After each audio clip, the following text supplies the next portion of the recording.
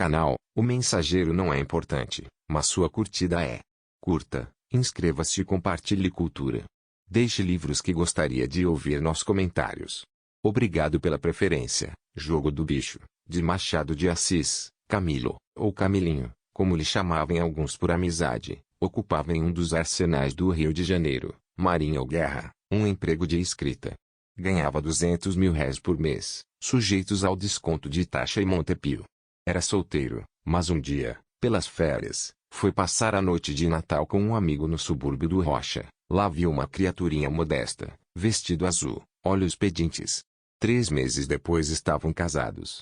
Nenhum tinha nada, ele, apenas o emprego, ela as mãos e as pernas para cuidar da casa toda, que era pequena, e ajudar a preta velha que a criou e acompanhou sem ordenado. Foi esta preta que os fez casar mais depressa.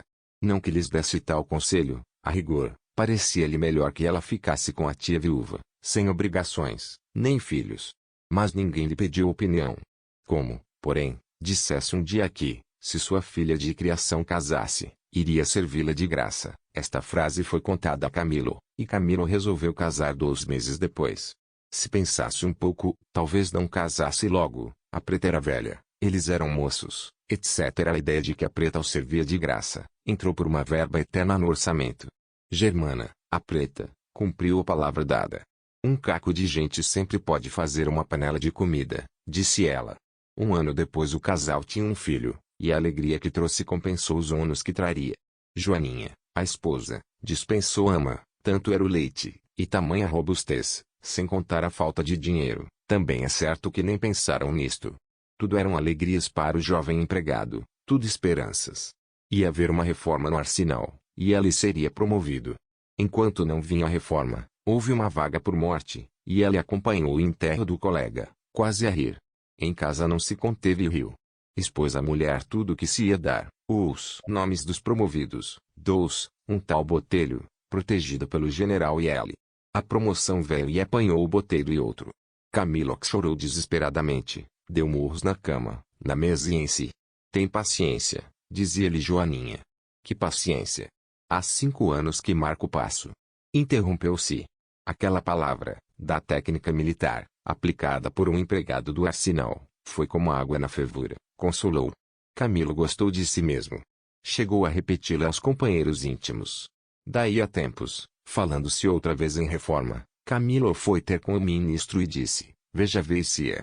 Que há mais de 5 anos vivo marcando passo.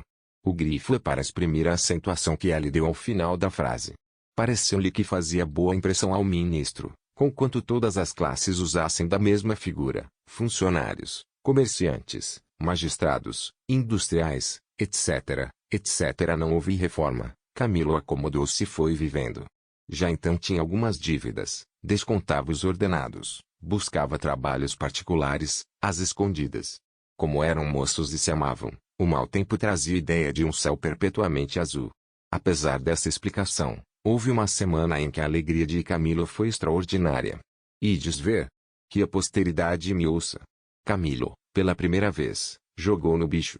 Jogar no bicho não é um eufemismo como matar o bicho. O jogador escolhe um números, que convencionalmente representa um bicho, e se tal número acerta de ser o final da sorte grande, todos os que arriscaram nele os seus vinténs ganham, e todos os que fiaram dos outros perdem. Começou a vinténs e dizem que está em contos de réis, mas, vamos ao nosso caso. Pela primeira vez Camilo jogou no bicho, escolheu o macaco, e, entrando com 5 tostões, ganhou não sei quantas vezes mais. Achou nisto tal despropósito que não quis crer, mas afinal foi obrigado a crer, ver e receber o dinheiro. Naturalmente tornou o macaco, 2, 3, 4 vezes, mas o animal, meu homem, falhou as esperanças do primeiro dia. Camilo recorreu a outros bichos, sem melhor fortuna, e o lucro inteiro tornou a gaveta do bicheiro. Entendeu que era melhor descansar algum tempo, mas não há descanso eterno, nem ainda o das sepulturas. Um dia lá vem a mão do arqueólogo a pesquisar os ossos e as idades. Camilo tinha fé. A fé abala as montanhas. Tentou o gato, depois o cão, depois o avestruz, não havendo jogado neles, podia ser que. Não pôde ser, a fortuna igualou os 3 animais em não lhes fazer dar nada.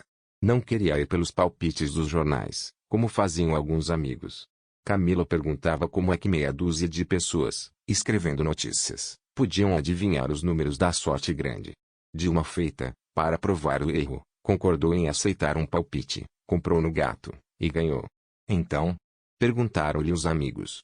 Nem sempre se há de perder, disse este. Acaba-se ganhando sempre, acudiu um, a questão é a tenacidade, não afrouxar nunca.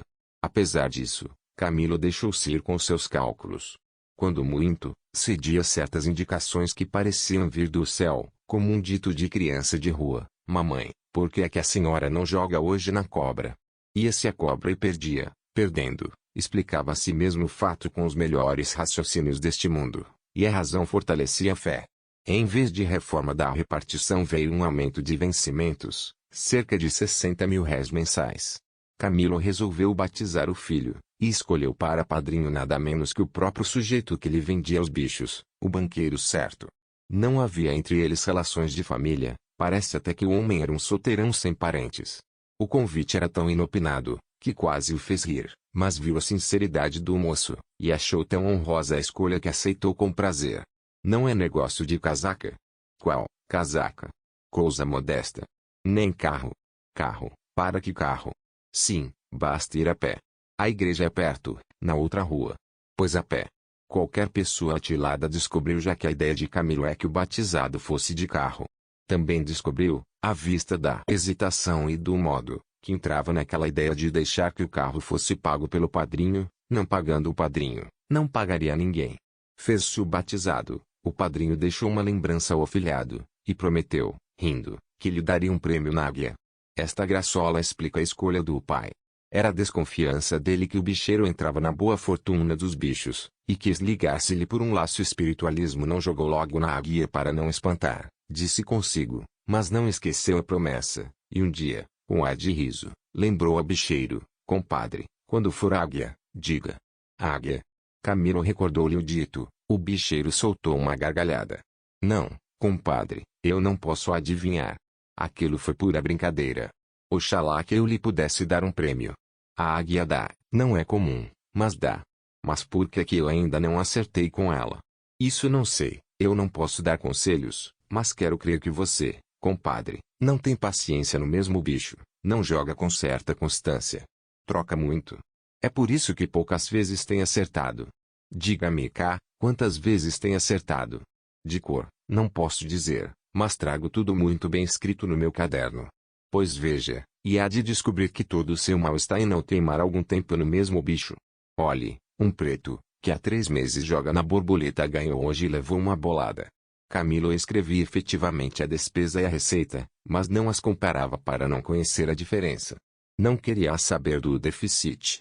Posto que metódico, tinha o instinto de fechar os olhos à verdade, para não a ver e aborrecer. Entretanto, a sugestão do compadre era aceitável, talvez a inquietação, a impaciência, a falta de fixidez nos mesmos bichos fosse a causa de não tirar nunca nada. Ao chegar a casa achou a mulher dividida entre a cozinha e a costura. Germana adoecera e ela fazia o jantar, ao mesmo tempo que acabava o vestido de uma freguesa. Cosia para fora, a fim de ajudar as despesas da casa e comprar algum vestido para si. O marido não ocultou o desgosto da situação. Correu ao ver a preta, já achou melhor da febre com o quinino que a mulher tinha em casa e lhe dera por sua imaginação, e a preta acrescentou sorrindo: imaginação de nhã Joaninha é boa. Jantou triste, por ver a mulher tão carregada de trabalho, mas a alegria dela era tal, apesar de tudo, que o fez alegre também. Depois do café, foi ao caderno que trazia fechado na gaveta e fez os seus cálculos. Somou as vezes e os bichos, tantas na cobra, tantas no galo, tantas no cão e no resto, uma fauna inteira, mas tão sem persistência, que era fácil desacertar. Não queria somar a despesa e a receita para não receber de cara um grande golpe, e fechou o caderno. Afinal não pôde, e somou lentamente, com cuidado para não errar. Tinha gasto 707 mil réis, e tinha ganho 84 mil réis, um déficit de 623 mil réis. Ficou assombrado. Não é possível. Contou outra vez, ainda mais lento, e chegou a uma diferença de 5 mil réis para menos. Teve esperanças e novamente somou as quantias gastas, e achou o primitivo déficit de 623 mil réis. Trancou o caderno na gaveta. Joaninha, que o vira jantar alegre, estranhou a mudança e perguntou o que é que tinha. Nada. Você tem alguma coisa? Foi alguma lembrança? Não foi nada. Como a mulher teimasse em saber, engendrou uma mentira, uma turra com o chefe da seção, coisa de nada. Mas você estava alegre, prova de que não vale nada. Agora lembrou-me. E estava pensando no caso, mas não é nada. Vamos à Bisca. A Bisca era o espetáculo deles, a ópera, a Rua do Ouvidor, Petrópolis, Tijuca, tudo que podia exprimir um recreio, um passeio, um repouso. A alegria da esposa voltou ao que era. Quanto ao marido, se não ficou tão expansivo como de costume, achou algum prazer e muita esperança nos números das cartas. Jogou a bisca fazendo cálculos, conforme a primeira carta que saísse, depois a segunda, depois a terceira, esperou a última, adotou outras combinações, a ver os bichos que correspondiam a elas, e viu muito deles, mas principalmente o macaco e a cobra, firmou-se nestes. O meu plano está feito, saiu pensando no dia seguinte, vou até os 700 mil réis. Se não tirar quantia grossa que anime, não compro mais. Firmou-se na cobra, por causa da astúcia, e caminhou para a casa do compadre. Confessou-lhe que aceitara o seu conselho, e começava a teimar na cobra. A cobra é boa, disse o compadre. Camilo jogou uma semana inteira na cobra, sem tirar nada. Ao 7º dia, lembrou-se de fixar mentalmente uma preferência, e escolheu a cobra coral, perdeu. No dia seguinte, chamou-lhe cascavel, perdeu também. Veio a surucucu, a jiboia, a jararaca, e nenhuma variedade saiu da mesma tristíssima fortuna. Mudou de rumo. Mudaria sem razão, apesar da promessa feita, mas o que propriamente o determinou a isto foi o encontro de um carro que ia matando um pobre menino. Correu gente, correu polícia, o menino foi levado à farmácia, o cocheiro ao posto da guarda. Camilo só reparou bem no número do carro, cuja terminação correspondia ao carneiro, adotou o carneiro. O carneiro não foi mais feliz que a cobra. Não obstante, Camilo apoderou-se daquele processo de adotar um bicho, e jogar nele até estafá-lo, era ir pelos números adventícios. Por exemplo, entrava por uma rua com os olhos no chão, dava 40, 60, 80 passos, erguia repentinamente os olhos e fitava a primeira casa à direita ou à esquerda, tomava o número e ia dali ao bicho correspondente. Tinha já gasto o processo de números escritos e postos dentro do chapéu, o de um bilhete do tesouro, coisa rara, e sem outras formas, que se repetiam ou se completavam. Em todo caso, ia descambando na impaciência e variava muito. Um dia resolveu fixar-se no leão, o compadre, quando reconheceu que efetivamente não saía do rei dos animais, deu graças a Deus. Ora, graças a Deus que o vejo capaz de dar o grande bote. O leão tem andado esquivo, é provável que derrube tudo, mas hoje, mas amanhã. Esquivo. Mas então não quererá dizer, ao contrário. Dizer que? Ao contrário, que? Palavras escuras, mas para quem tem fé e lida com números, nada mais claro. Camilo elevou ainda mais a soma da aposta. Faltava pouco para os 700 mil réis, ou vencia ou morria. A jovem consorte mantinha a alegria da casa, por mais dura que fosse a vida, grossos os trabalhos, crescentes as dívidas e os empréstimos, e até não raras as fomes. Não lhe cabia culpa, mas tinha paciência. Ele, em chegando aos 700 mil réis, trancaria a porta. O leão não queria dar. Camilo pensou em trocá-lo por outro bicho, mas o compadre afligia-se tanto com essa frouxidão, que ele acabaria entre os braços da realeza. Faltava já pouco, enfim, pouquíssimo. Hoje respiro, disse Camilo à esposa. Aqui está a nota última. Cerca das 2 horas, estando à mesa da repartição, a copiar um grave documento, Camilo ia calculando os números e descrendo da sorte. O documento tinha algarismos, ele errou-os muita vez, por causa do atropelo em que uns e outros lhe andavam no cérebro. A troca era fácil, os seus vinham mais vezes ao papel que os do documento original. E o pior é que ele não dava por isso, escrevia o leão em vez de transcrever a soma exata das toneladas de pólvora. De repente, entra na sala um contínuo, chega-se-lhe ao ouvido, e diz que o leão dera. Camilo deixou cair a pena, e a tinta inutilizou a cópia quase acabada. Se a ocasião fosse outra, era caso de dar um murro no papel e quebrar a pena, mas a ocasião era esta, e o papel e a pena escaparam às violências mais justas deste mundo. O leão dera. Mas, como a dúvida não morre, quem é que disse que o leão deu? Perguntou Camilo baixinho. O moço que me vendeu na cobra. Então foi a cobra que deu. Não, senhor. Ele é que se enganou e veio trazer a notícia pensando que eu tinha comprado no leão, mas foi na cobra. Você está certo. Certíssimo. Camilo quis deitar a correr, mas o papel borrado de tinta assinou-lhe que não. Foi ao chefe, contou-lhe o desastre e pediu para fazer a cópia no dia seguinte, viria mais cedo, ou levaria o original para casa. Que está dizendo? A cópia há de ficar pronta hoje. Mas são quase 3 horas. Prorroga o expediente. Camilo teve vontade de prorrogar o chefe até ao mar, se lhe era lícito dar tal uso ao verbo e ao regulamento. Voltou à mesa, pegou de uma folha de papel e começou a escrever o requerimento de demissão. O Leandera podia mandar embora aquele inferno. Tudo isto em segundos rápidos, apenas 1 minuto e meio.